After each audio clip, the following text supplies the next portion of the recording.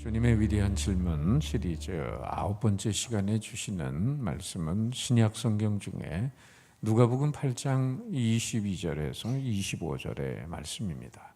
신약 성경 102면이 되겠습니다. 신약 성경 102면 누가복음 8장 22절에서 25절의 말씀을 봉독할 때 살아계신 주님의 음성을 들으실 수 있기를 바랍니다. 하루는 제자들과 함께 배에 오르사 그들에게 이르시되 호수 저편으로 건너가자 하시매 이에 떠나 행선할 때 예수께서 잠이 드셨더니 마침 광풍이 호수로 내리침에 배에 물이 가득하게 되어 위태한지라. 제자들이 나와 깨어 이르되 주여 주여 우리가 죽겠나이다 한데 예수께서 잠을 깨사 바람과 물결을 꾸짖으시니 이에 그쳐 잔잔하여 지더라. 제자들에게 이르시되 너희 믿음이 어디 있느냐 하시니 그들이 두려워하고 놀랍게 여겨 서로 말하되 그가 누구이기에 바람과 물을 명함에 순종하는가 하더라. 아멘. 우리 인생을 비유해서 여러 가지로 표현하는 말들이 있습니다. 하룻밤 머문 뒤에 날이 밝으면 다른 곳으로 떠나는 여행객 같다고 해서 인생은 나그네 길이다. 또 부욕에 끼어 있던 아침 안개 날이 밝으면 즉시 사라지는 것과 같이 인생은 짧다는 의미에서 인생은 안개와 같다. 또 우리 인생살이가 힘들고 고통스럽다고 해서 인생은 광야길이다라는 말을 합니다. 인생을 또 다른 것에 비유한다면 어떻게 비유할 수 있을까요? 과거에 여름철만 되면 물난리를 겪었던 그런 시간들이 있습니다. 요즘은 이제 시설이 많이 좋아져서 그런 것이 적지만 폭우가 내려서 육지에서는 홍수가 나고 바다에서는 태풍이 발생돼서 거센 풍랑이 일고 배가 파손이 되기도 합니다. 그래도 우리나라는 덜한 편이죠. 섬나라 필리핀 같은 데서는 그런 한번 태풍이 불면 거목이 뿌리채 뽑히고 지붕이 날아가는 것은 아무것도 아니고 부둣가에 있던 배가 밀려가지고 시내 한복판으로 도로에 거대한 배가 들어와 있는 그런 장면을 사진으로 본 적도 있습니다. 이처럼 우리 인생 살다 보면 자연의 풍랑만이 아니라 인생의 거센 풍랑을 만날 때가 있습니다. 세상이라는 바다 위에서 인간은 저마다 인생의 항해를 할 때 예기치 않는 시련을 당할 때가 있습니다. 그래서 우리는 험난한 인생을 이렇게 비유하죠. 만경창파의 이려편주와 같다. 이 세상은 끊임없이 일고 있는 풍랑이 있는 바다와 같습니다. 고요하고 잔잔할 때가 있지만 때로는 엄청난 큰 풍랑이 일 때가 있습니다. 풍랑이 일면 참 괴롭습니다. 반갑지 않습니다. 그러나 우리 인생에서 풍랑은 어느 때고 찾아옵니다. 신호등 앞에 기다리고 있는데 갑자기 자동차가 뒤에서 받으면서 교통사고의 풍랑을 맞을 때가 있습니다. 건강하던 아내가 어느 날 갑자기 몹쓸병에 걸리면서 그런 질병의 풍랑을 만나기도 합니다. 안정된 직장에서 남편이 일 잘하다가 회사가 부도나는 바람에 하루아침에 실업자가 되는 풍랑을 만날 수 있습니다. 믿었던 남편이 딴 여자를 만나고 사랑하는 아내가 딴 남자를 만나면서 단란했던 가정의 풍랑이 찾아오기도 합니다. 공부 잘하던 자녀가 어느 날 못된 친구를 만나 삐뚤어지기 시작하는 그런 인생의 풍랑을 겪기도 합니다. 풍랑은 누구에게나 어디서나 있습니다. 풍랑이 없는 안전지대는 이 세상에 없습니다. 이 땅에 사는 동안 우린 크든지 작든지 풍랑을 만나게 돼 있어요. 개인적으로, 가정적으로, 교회적으로, 국가적으로 풍랑은 찾아옵니다. 그러면 여러분, 왜 인생에 그런 풍랑이 찾아오게 되는 것일까요? 그 이유는 도대체 어디 있을까? 성경에는 풍랑에 대한 사건이 3가지가 있는데 먼저 2가지를 소개함으로 인생에 불어오는 풍랑의 이유를 좀 짐작하게 하려고 합니다. 첫째는 구약 성경에 나오는 풍랑은 바로 하나님의 뜻을 외면하고 다른 길로 가는 선지자 요나 같은 배에 불어오는 풍랑입니다. 이 풍랑은 내 자신의 잘못과 죄로 인해서 만나는 풍랑입니다. 요나가 하나님의 말씀을 거역하고 하나님 지시하는 니느웨로 가지 않고 저 멀리 다시스로 가려고 요파 항구로 내려가서 배를 타고 마침 그 배를 타고 가지만 하나님이 그 인생을 추적하십니다. 그리고 풍랑을 불게 하세요. 오늘도 하나님 말씀 거역하고 하나님의 뜻과 반대되는 죄악의 길로 가는 인생에게 거센 풍랑이 불어올 수 있습니다. 사실 그런 사람에게 풍랑이 일고 있다는 것 자체는 하나님의 은총이고 하나님의 사랑입니다. 왜? 그대로 내버려두면 소망의 항구가 아닌 멸망의 항구로 치닫게 되기 때문입니다. 자식이 잘못된 길로 가는데 부모가 매를 드는 것은 결국 미움이 아니라 사랑의 이면이죠. 불순종한 선지자 요나가에게 부는 풍랑은 심판의 풍랑이 아니라 회개, 돌이키라는 방향 전환을 촉구하는 하나님의 사랑의 풍랑인 줄 믿습니다. 그리고 또 한 가지 오늘 본문에 나오는 풍랑입니다. 예수님 제자들과 함께 배를 타고 가는 갈릴리 바다에서 만난 풍랑이죠. 이 풍랑은 인간의 무슨 잘못과는 상관이 없는 풍랑입니다. 인간이라면 누구든지 당할 수 있는 숙명적인 풍랑과 같은 것입니다. 우리 인생 살다 보면 원인 모를 시련과 역경에 부딪힐 때가 있어요. 예수님 제자들은 대부분 바다에서 잔뼈가 굵은 사람들입니다. 그런데 이 사람들도 점점 거칠어지는 거센 풍랑을 어찌할 수 없어 심히 두려워했습니다. 따라서 예수님과 함께 탄 배에 불어오는 풍랑의 의미는 진정으로 자신과 함께 하시는 예수님에 대한 믿음을 풍랑이라는 저울로 달아보는 것과 동시에 나아가 지식과 경험과 물질을 의지하고 있는 사람들에게 오직 주님만을 더욱 의지하게 만드시는 믿음의 풍랑이라고 하는 것입니다. 따라합시다. 믿음의 풍랑. 그렇습니다. 그래서 오늘 풍랑으로 인해서 두려워 떨고 있는 제자들에게 잠을 주무시다가 깨어나서 주님은 제자들에게 이렇게 질문하십니다. 너희 믿음이 어디 있느냐? 믿음의 현주소를 묻고 있는 것입니다. 오늘 본문에서 동일한 상황인데 풍랑 앞에서는 예수님의 모습과 제자들의 모습은 너무나 대조되고 있습니다. 23절, 24절에 잘 나와 있는 한번 같이 읽어봅니다. 시작. 행선할 때 예수께서 잠이 드셨더니 마치 광풍이 호수로 내리침에 배에 물이 가득하게 되어 위태한지라 제자들이 나와 깨워 이르되 주여 주여 우리가 죽겠나이다 한데 예수께서 잠을 깨사 바람과 물결을 꾸짖으시니 이에 그쳐 잔잔하게 되더라.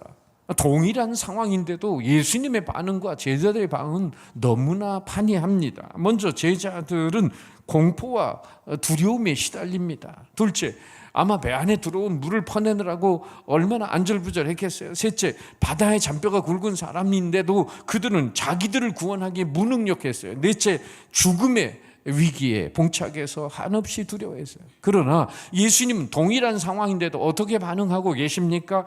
차분하고 담대하십니다. 또한 둘째로 주무실 정도로 평안한 안식을 누리고 계셨습니다. 그리고 셋째는 말씀으로 바람과 파도를 꾸짖고 계십니다. 권세 있는 하나님의 아들의 모습을 보게 되고 그리고 마침내 죽겠다고 하는 제자들을 구원해 내십니다. 한마디로 말하면 불안과 평안의 차이입니다. 이런 태도는 오늘 우리 성도들 가운데서도 나타날 수 있습니다. 무슨 차이일까요? 근본적으로 이것은 믿음과 불신의 차이입니다. 우린 삶이라는 항해를 하면서 많은 풍랑을 만나요.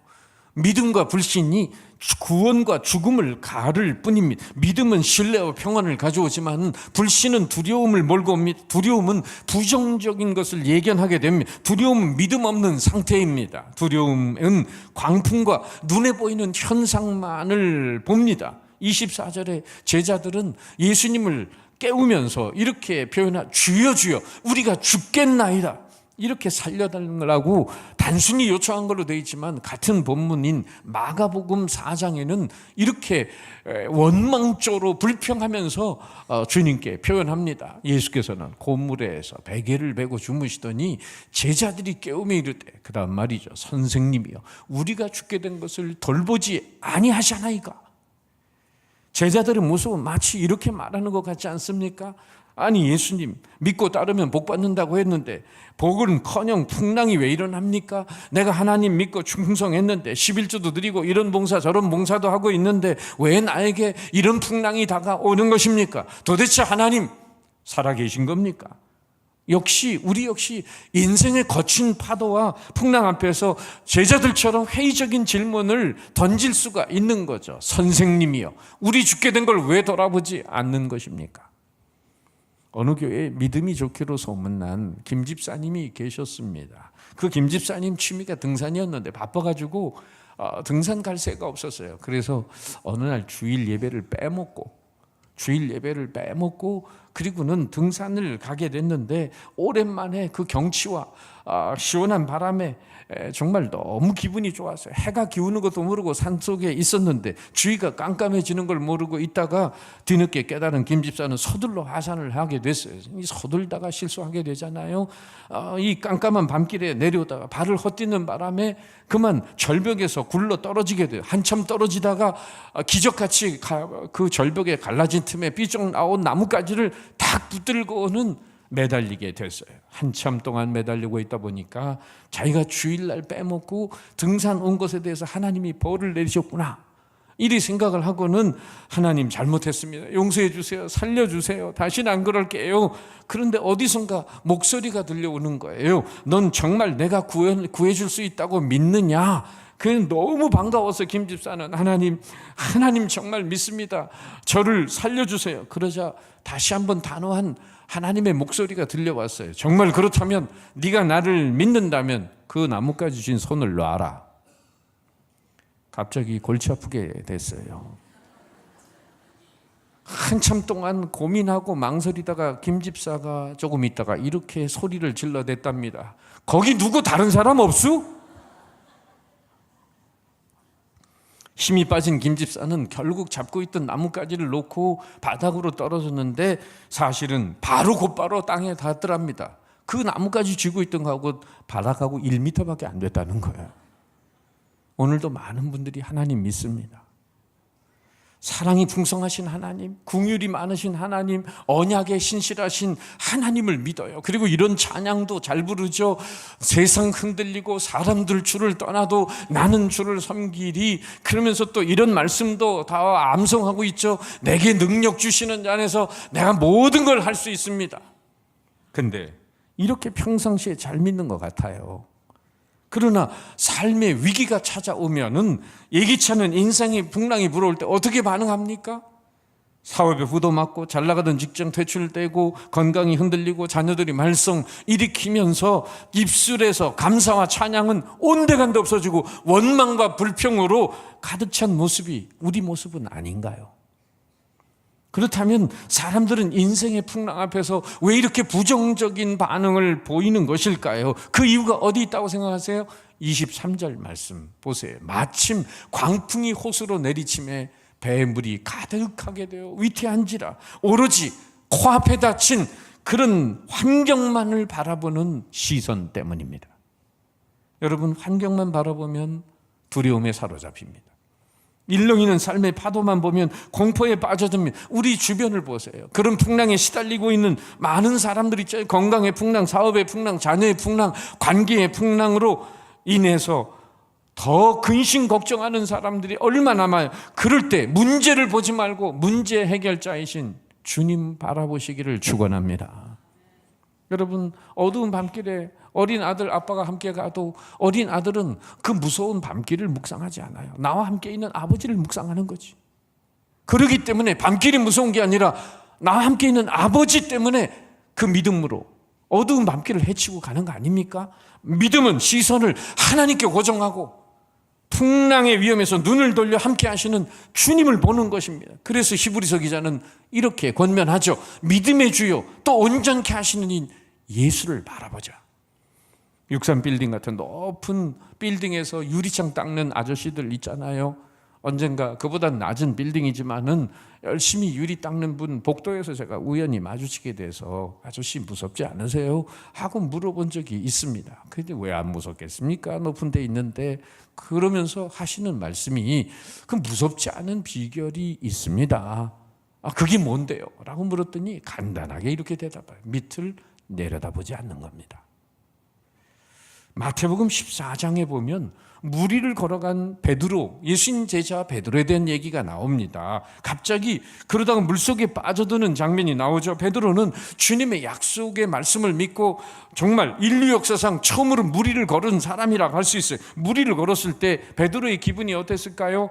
용인에 있는 캐리비안 베이 가서 슬라이드만 타도 기분이 좋고 수상스키만 타도 기분이 좋은데 풍랑이 이는 바다 위를 걷는 기분이 얼마나 삼삼했겠어요. 그런데 불행하게도 그만 가다가 물속에 빠져들어요. 왜 베드로가 물속에 빠졌을까요? 가다가 기운이 빠졌을까요? 아닙니다.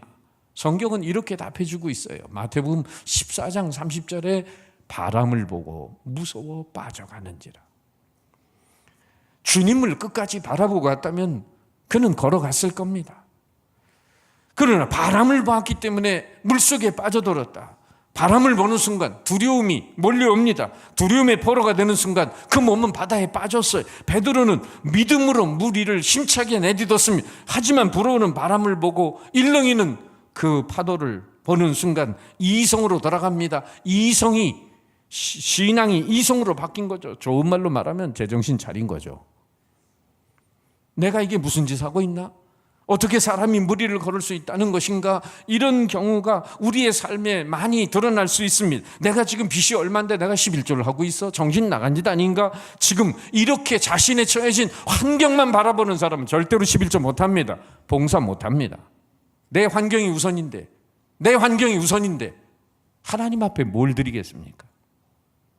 우린 여기서 믿음과 의심, 신앙과 불신앙의 함수관계를 엿볼 수 있어요. 믿음이란 자기 생각, 자기 의지를 내려놓고 예수님의 뜻을 따르는 거지만 불신앙은 예수님보다 자기 생각을 먼저 하고 주변의 환경을 먼저 생각하는 겁니다. 이게 불신앙인 거예요. 아프리카의 성자로 알려진 알버트 슈바이처 박사가 한 말을 들어보세요. 낙관적인 사람은 사방에서 청신호를 봅니다. 그러나 비관적인 사람은 반대로 항상 붉은 신호를 본다. 그런데 하나님을 믿는 사람은 생명이다. 오로지 그래서 예수님만을 바라본다. 여러분, 오늘 주님의 제자들은 주님의 약속을 붙들고 말씀을 붙들고 안심하기보다 오로지 환경의 눈을 돌렸기 때문에 심히 두려워했습니다. 미국의 샌프란시스코의 그 유명한 금문교를 가보신 분들이 많이 계실 거예요. 그 금문교를 놓을 때, 공사할 때 이야기입니다만은 너무 높고 그 위험함으로 기술자들의 그런 마음이 불안했어요. 일을 하다가 밑을 보게 되면 현기증이 일어날 정도가 돼서 불안과 공포심이 생겼어요. 그뿐 아니라 다리가 부들부들 떨리고 일의 능률도 오르지 않았습니다. 결국 공사 도중에 5명이나 바다로 추락하는 그런 사고도 있었습니다. 샌프란시스코 당국에서는 어떻게 하면 기술자들의 안전을 지켜줄까 연구했어요. 그 방법 중에 하나가 공사 진행되는 동안 아래쪽에다 철사로 만든 새 그물을 치는 것이었습니다. 공사장 아래쪽에 그물을 치고 나니까 신기하게도 그물 위에 떨어지는 사람이 한 사람도 없었어요. 왜냐하면 그물이 쳐져 있으므로 우선 사람들이 마음이 안심이 됐기 때문이죠. 떨어져도 바다에 떨어지지 않는다는 자신이 생긴 거죠. 부들부들 떨리던 다리가 떨지 않게 되고 불하던 마음이 가라앉고 공포감이 사라졌으면 그 뒤부터 일도 잘할 수 있게 되고 다치는 일도 없었다고 합니다. 여러분, 이 안전 그물이 바로 믿음입니다. 하나님이 내 인생을 지배하시고 나를 인도하시며 나와 함께 동행하신다는 이 믿음이 안전그물인 것이에요. 하나님을 안전그물로 삼고 그를 믿는 자들에게는 마음의 고통과 불안이 사라집니다. 그러나 성도 여러분, 구원의 주님이 한 대에 타고 있고 바람과 파도를 능히 잔잔케 하실 수 있는 하나님의 아들 예수님이 계신데도 불구하고 저들이 무서워 떨며 왜 우리를 돌보지 않느냐고 아우성치는 모습에서 우리는 뭘 깨닫죠? 믿기는 믿는데 문제는 그 믿음이 환경에 예속돼 버리고 말았다는 거예요. 믿음으로 환경을 이겨내는 게 아니라 오히려 환경으로 인해 믿음이 눌려버리고 만 것입니다. 그래서 예수님은 25절에서 두려워 떨는 제자들을 향해 책망조에 이 질문을 하고 계십니다. 너희 믿음이 어디에 있느냐? 너희 믿음은 도대체 어디에 가 있는 거냐? 그러니까 물이 포도주가 되고 오병이어 기적이 5,000명을 넣고도 12광절이 남는 그런 현장에서는 제자들이 얼마나 우쭐했겠습니까? 엄청난 기적을 베푸시는 그분과 함께 다니는 것, 그분의 기적을 나르는 도구만 되는 것만 해도 믿음이 하늘을 찔렀을 것 같아요. 그런데 문제는 삶의 풍랑이 다가왔을 때 그 믿음은 어디가 있느냐는 거예요. 그 믿음이 실종되어 있습니다. 문제는 진정한 믿음은 풍성한 삶의 현장이 아닌 풍랑이는 위기의 순간에 진가를 발휘하고 있는 것 아닙니까? 오히려 주님의 제자들은 풍랑이는 배 안에서 고물에 베개를 베고 주무시는 예수님의 모습에서 그분의 평안함, 그분의 초연함, 그분의 담대함, 그분의 고요함을 본받아야 마땅했습니다. 그러나 저들은 호들갑을 떨고 있습니다. 주님은 이 풍랑을 인해 저들의 믿음을 테스트하실 뿐 아니라 저들에게 무엇이 진정한 믿음인지를 가르쳐주고 싶으셨습니다. 그렇다면 예수님처럼 환경을 초월하는 믿음은 어디서 오는 것일까요? 첫째, 예수님의 절대적인 평안의 비결은 어느 순간이라도 자기와 함께 하시는 하나님 아버지에 대한 임마누엘의 믿음이 있으셨습니다. 따라합시다. 임마누엘의 믿음. 예수님은 요한복음 8장 29절에서 이렇게 친히 말씀하세요. 나를 보내신 이가 나와 함께 하시도다. 나는 항상 그가 기뻐하시는 일을 행함으로 나를 혼자 두지 아니하셨느니라. 제자들이 배반하고 다 떠나가도 정말 주님이 외롭지 않으셨던 것은 바로 아버지 하나님이 늘 함께 계시다는 그 임마누엘에 대한 은총을 확신하고 계셨기 때문이에요. 세계에서 2차 대전 때 독일군의 폭격이 영국을 향해 이루어지는데 그 런던에서 다들 무서워서 마음 졸이고 잠도 잘 못 자는데 어느 할머니가 늘 코를 골면서 밤에 잠을 잘 자고 계시더라고요. 그래서 다른 사람이 물었대요. 아니 할머니 왜 이렇게 평안하게 폭격이 있는데도 주무세요? 아니 하나님이 졸지도 아니고 주무시지도 않으면서 우리를 지켜주신다는데 나까지 깨어있을 게 뭐가 있어. 하나님 한 분만 깨어있으시면 되지. 여러분 이런 믿음 가지시길 축원합니다. 우리를 지으시고 보살펴 주시는 그 하나님이 함께 계셔서 다윗은 사울 왕에게 쫓겨다니는 그 피난살이 속에서도 이런 신앙을 고백합니다. 시편 3편 5절 6절 내가 누워 자고 깨었으니 여호와께서 나를 붙드심이로다. 천만인이 나를 에워싸 진친다 하여도 나는 두려워 아니하리다. 풍랑 앞에 떠는 제자들의 문제는 환경의 문제 이전에 바로 주님에 대한 믿음의 문제였습니다. 육신의 풍랑이 문제가 아니라 마음의 풍랑이 문제인 거죠. 오늘 25절에서 주님은 그래서 저들의 믿음을 보시고 이렇게 질문하십니다. 너희 믿음이 어디 있느냐? 한 병사가 심한 부상을 당했습니다. 당장 응급수술을 하게 됐는데 회복 가능성은 희박했습니다. 그럴 때 마침 크리스천 군의관이 그 젊은 병사에게 솔직히 말했어요. 형제요, 이 말을 안 할 수가 없구려. 이 수술의 가능성은 1%밖에 안 됩니다. 마지막으로 하고 싶은 말은 무엇입니까? 그때 이 용감한 병사는 뜻밖의 대답을 합니다. 의사 선생님 걱정하지 마세요. 빨리 수술해 주십시오. 수술이 성공하면 어머니에게로 돌아갈 것이고 수술이 실패하면 하늘에 있는 주님께로 갈 것입니다. 할렐루야. 이런 믿음 가진 사람이 뭘 두려워하겠습니까? 예수님 또한 환경을 초월한 평안한 믿음은 어디에서 오냐면 하나님이 맡겨주신 사명에서 옵니다.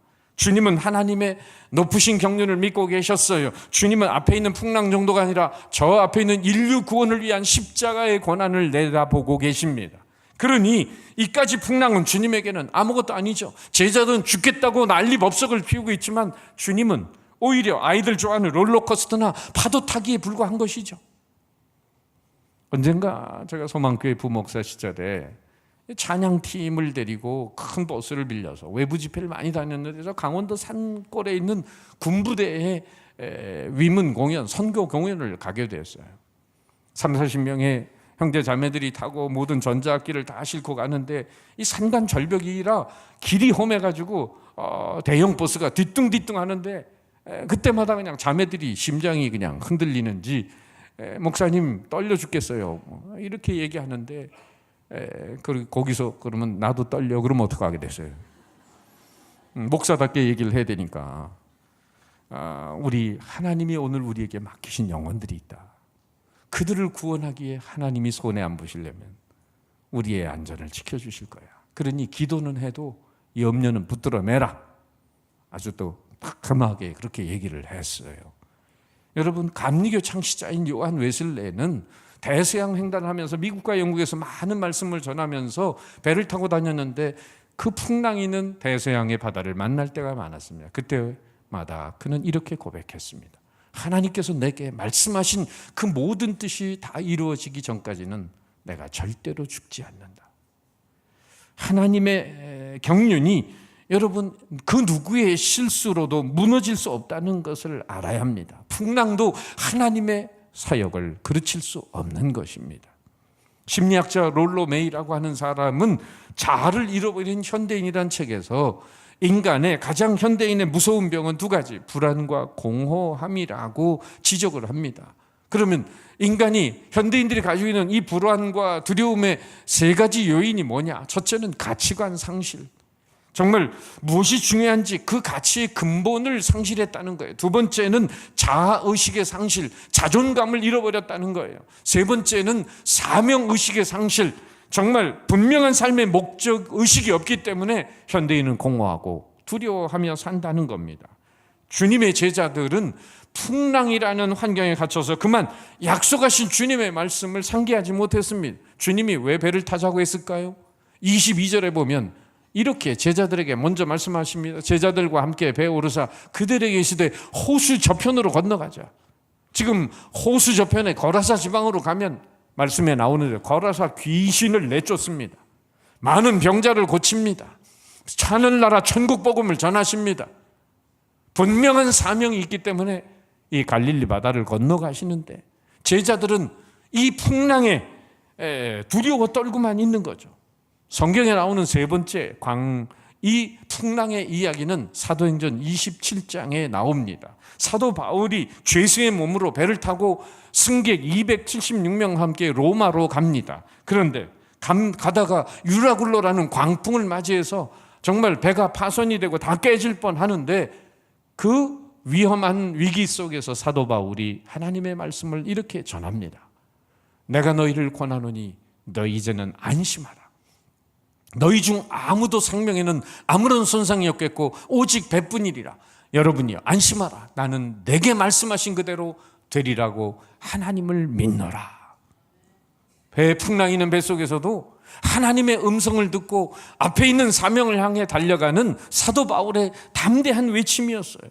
인생의 풍랑 앞에서도 하나님의 역사하심을 내다보는 믿음이 있는 사람들은 그 풍랑조차 목적지를 향해 더 빨리 가는 동력이 되는 줄 믿습니다. 그런 찬양이 있잖아요. 373장 2절 가사는 바로 이런 얘기죠. 큰 물결 일어나 나 쉬지 못하나 이 풍랑 인하여 더 빨리 갑니다. 따라합시다. 큰 물결 일어나 나 쉬지 못하나 이 풍랑 인하여 더 빨리 갑니다. 할렐루야. 인생에 불어오는 풍랑은 우리의 목적지를 향해 더 빨리 가도록 인도해 주십니다. 결국 세상에 많은 사람이 있어도 오늘의 말씀에서 세 종류의 사람으로 나누어 보면 풍랑 앞에 떨고 있는 제자들처럼 환경지향적인 인간, 환경에 주도되고 환경에 종속되어 살아가는 사람입니다. 둘째는 자기지향적인 인간, 자기 지식과 경험이 기준이 되고 자기에 의해서 세상을 보고 판단하고 주도하는 사람. 셋째는 신앙지향적 인간, 하나님께 대한 믿음을 두고 모든 걸 신앙적 관점에서 이해하고 그 안에서 생각하고 사는 사람. 오늘 우리는 제자들을 통해서 환경에 예속된 믿음과 예수님을 통해서 환경을 초월하고 계신 믿음을 봅니다. 오늘 이 시대의 가장 큰 문제는 무엇인 줄 아십니까? 불신자의 문제가 아니라 신자의 불신이 가장 큰 문제입니다. 신자의 불신. 이게 가장 큰 문제예요. 그러기에 불신자들이 믿음의 길로 따라오기가 어렵습니다. 여러분, 불안의 반대말이 뭐죠? 평안이라고 보통 얘기하지만 엄밀하게 말하면 불안의 반대말은 믿음입니다. 믿음 있는 사람은 불안하지 않습니다. 믿음 있는 사람은 두려워하지 않습니다. 믿음이 없으면 평안이 없고 평안이 없으면 두려움과 공포가 엄습합니다. 그렇기 때문에 세상을 이길 수 있는 믿음은 어디서 오는 거죠? 바다를 항해하는 분들이 배의 안전을 위해 항상 준비해야 될 필수품이 있습니다. 그건 일기예보와 뉴스를 들어야 되는 라디오, 위치 파악을 위한 지도, 위기 시에 구조 요청하는 무전기, 방향을 알리는 나침판, 먹을 음식과 식수가 필요하죠. 그러면 이 세상이라는 바다에서 항해할 때 우리에게 필요한 믿음을 갖고 항해할 수 있는 영적인 필수품이 뭐죠? 4가지로 정리해 봅니다. 첫째, 천국 방송을 들을 수 있는 라디오인 성경 말씀. 둘째, 어려울 때 SOS를 칠 수 있는 기도의 무전기. 세 번째, 언제나 정복을 가리키는 나침판 같은 선한 양심. 그리고 네 번째, 항상 새 힘을 얻을 수 있는 신령한 만나와 생수와 같은 성령의 은혜가 있어야 할 줄 믿습니다. 사랑하는 성도 여러분, 우리 모두 세상 환경을 바라보는 시선에서 풍랑 속에서조차 초연하신 주님을 바라보는 시선으로 바꾸시지 않겠습니까? 그리고 우리에게 주어진 귀중한 사명을 향해 말씀을 붙들고 달려가지 않으시겠습니까? 오늘 주님은 우리의 믿음의 현주소가 어디냐고 이렇게 물으십니다. 너희 믿음이 어디 있느냐?